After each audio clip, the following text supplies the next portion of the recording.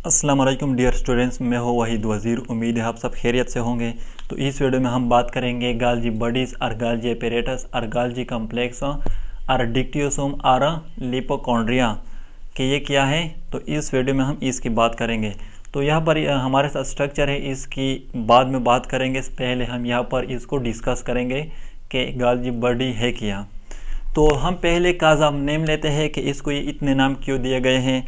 तो याद रखें, ये जो नाम है गाल्जी बॉडी और गाल्जी एपेरेटस और गाल्जी कम्प्लेक्स, ये इसलिए इसको दिया है कि इसको सबसे पहले एक इटालियन फिजिशियन था जिसका नाम था कैमिलो गाल्जी। इसने 1898 में नर्व सेल में इसको डिस्कवर किया था, इसलिए ये नाम दिए है गाल्जी बॉडी, गाल्जी एपेरेटस और गाल्जी कम्प्लेक्स। अब डिक्टियोसोम का नाम क्यों दिया गया है। तो बाज़ बुक में लिखा जाता है कि प्लांट सेल में गाल्जी बॉडी को डिक्टियोसोम कहा जाता है, और बाज़ बुक में ये लिखा जाता है कि डिक्टियो का मतलब है नेटवर्क और सोमा का मतलब है बॉडी। कि ये जो गाल्जी बॉडी है ये नेटवर्क लाइक स्ट्रक्चर है, इसलिए इसको डिक्टियोसोम कहा जाता है। और लिपोकॉन्ड्रिया क्यों कहा जाता है, तो लिपो का मतलब है लिपिड, तो इसलिए इसमें गाल्जी बॉडी में हाई कंटेंट ऑफ लिपिड होते हैं, इसलिए इसको लिपोकॉन्ड्रिया भी कहा जाता है। अब हम इसकी डिफिनीशन की तरफ आते हैं कि इसका डिफिनीशन क्या होगा। तो गाल्जी बॉडी जो है ये क्या है, it is a set of flattened sacs which are stack together. ये क्या है, ये फ्लैटेंड सेक्स का सेट है जो एक दूसरे के साथ स्टैक है। यहाँ पर आप लोग देख सकते हैं, ये हमारे साथ स्ट्रक्चर जो है ये गाल्जी बॉडी, ये हमारे साथ एक फ्लैटेंड सेक्स है, ये दूसरा है, ये तीसरा है जो एक दूसरे के साथ स्टैक हैं।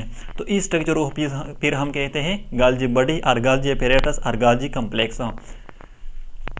अब इसके आकृति यानी कि ये कहाँ पर मौजूद होंगे, तो found in all eukaryotes near the nucleus. जितने भी यूकैरियोट हैं इन सब में गाल्जी बॉडीज मौजूद होते हैं नियर द न्यूक्लियस, न्यूक्लियस के नज़दीक मौजूद होते हैं सेल में।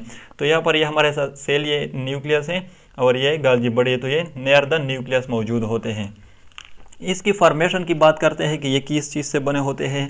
तो गाल्जी बॉडी जो है ये made up of phospholipid and protein, ये प्रोटीन और फॉस्फोलिपिड से बने होते हैं, इसलिए हमने कहा था कि लिपोकॉन्ड्रिया के इसमें हाई कंटेंट ऑफ लिपिड होते हैं। अब हर गाल्जी बॉडी जो है इसके टू पार्ट्स होते हैं, एक को हम कहते हैं सिस्टर्नी और दूसरा जो है ये वेसिकल। याद रखें, सिस्टर्नी जो है ये प्लूरल है, सिंगुलर सिस्टर्ना। अब सिस्टर्नी क्या है, so this are flattened sac like और डिस्क लाइक स्ट्रक्चर।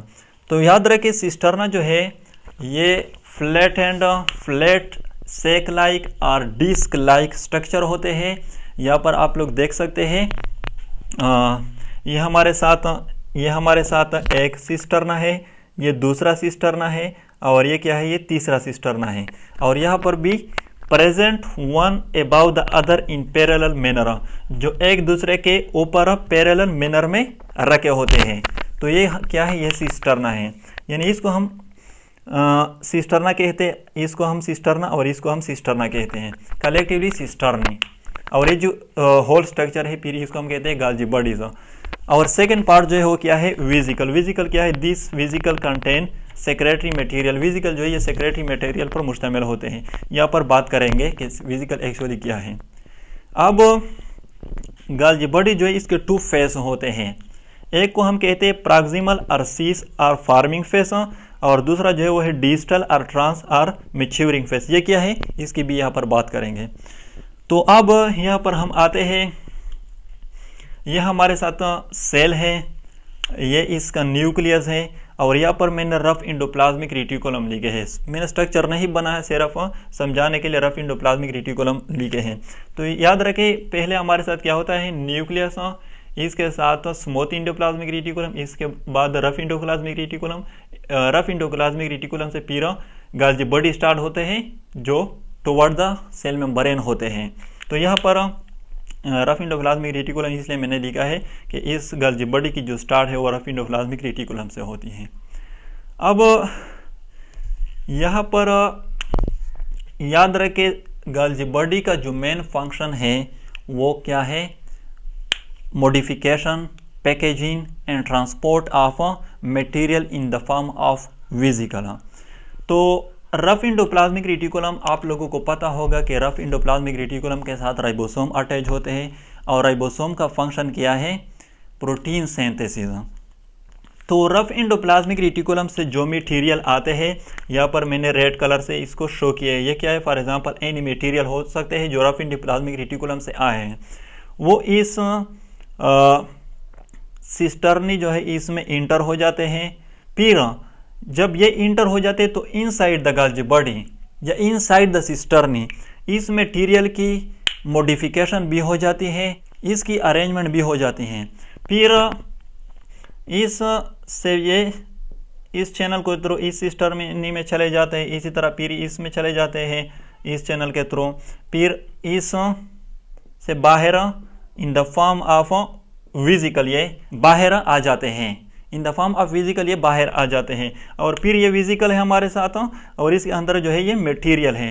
तो गोल्गी बॉडी जो है इसका फंक्शन ये है कि ये क्या करती है, रफ एंडोप्लाज्मिक रेटिकुलम से जो मटेरियल आते हैं वो मटेरियल गोल्गी बॉडी मॉडिफाई करते हैं, अरेंज करते हैं, फिर in the form of vesicle, फिर वेसिकल फॉर्म में ये ट्रांसफर करते हैं आउटसाइड द सेल। अब यहाँ पर आप लोग देख सकते हैं ये हमारे साथ वेसिकल है, तो ये वेसिकल जो है ये यहाँ पर ये आउटसाइड द सेल है, यानी कि ये सेल से बाहर निकल आए हैं। फिर जहाँ पर इसकी ज़रूरत होती है वहाँ पर ये चले जाते हैं।